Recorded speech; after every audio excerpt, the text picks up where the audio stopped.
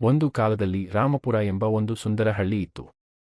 ಆ ಹಳ್ಳಿಯ ಜನರು ಕೃಷಿ ಮಾಡಿ ಸಂತೋಷದಿಂದ ಜೀವನ ನಡೆಸುತ್ತಿದ್ದರು. ಹಳ್ಳಿಯಲ್ಲಿ ರವಿ ಎಂಬ ಒಬ್ಬ ಬಾಲಕ ಇದ್ದ. ರವಿಯು ಶಾಲೆಯಲ್ಲಿ ತುಂಬಾ ಬುದ್ಧಿವಂತ ಹುಡುಗನಾಗಿದ್ದನು ಮತ್ತು ಶಾಲೆಯಲ್ಲಿ ಎಲ್ಲಾ ಚಟುವಟಿಕೆಗಳಲ್ಲಿ ಭಾಗಿಯಾಗುತ್ತಿದ್ದನು. ಒಂದು ದಿನ ಊರಿನಲ್ಲಿ ಒಂದು ಸಮಸ್ಯೆ ಸೃಷ್ಟಿಯಾಯಿತು. ಊರಿನಲ್ಲಿರುವ ಬಾವಿಯ ನೀರು ಖಾಲಿಯಾಗತೊಡಗಿತ್ತು. ಇದರಿಂದ ಊರಿನಲ್ಲಿ ಜನರು ಆತಂಕಕ್ಕೆ ಒಳಗಾದರು. ಊರಿನ ಹಿರಿಯ ರಾಮಣ್ಣರು ಸಭೆ ಕರೆದರು. ಅಂತರ ಈ ಸಮಸ್ಯೆಯ ಮೂಲವನ್ನು ಹುಡುಕಬೇಕು ಎಂದರು. ಆಗ ರವಿ ಮುಂದೆ ಬಂದು ಎಲ್ಲರದ್ದರೂ ಈ ಸಮಸ್ಯೆಗೆ ಒಂದು ಪರಿಹಾರವನ್ನು ಸೂಚಿಸಿದನು.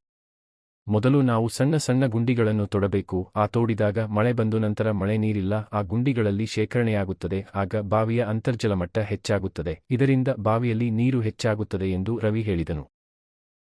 ಊರಿನ ಜನರು ಇದಕ್ಕೆ ಸಮ್ಮತಿಯನ್ನು ಸೂಚಿಸಿ ಗುಂಡುಗಳನ್ನು ತೊಡಲು ಆರಂಭಿಸಿದರು. ನಂತರ ಮಳೆ ಬಂದು ಗುಂಡಿಗಳೆಲ್ಲ ತುಂಬಿಕೊಂಡು ಆಗ ಬಾವಿಯಲ್ಲಿ ನೀರು ಸಹ ತುಂಬಿಕೊಂಡಿತು.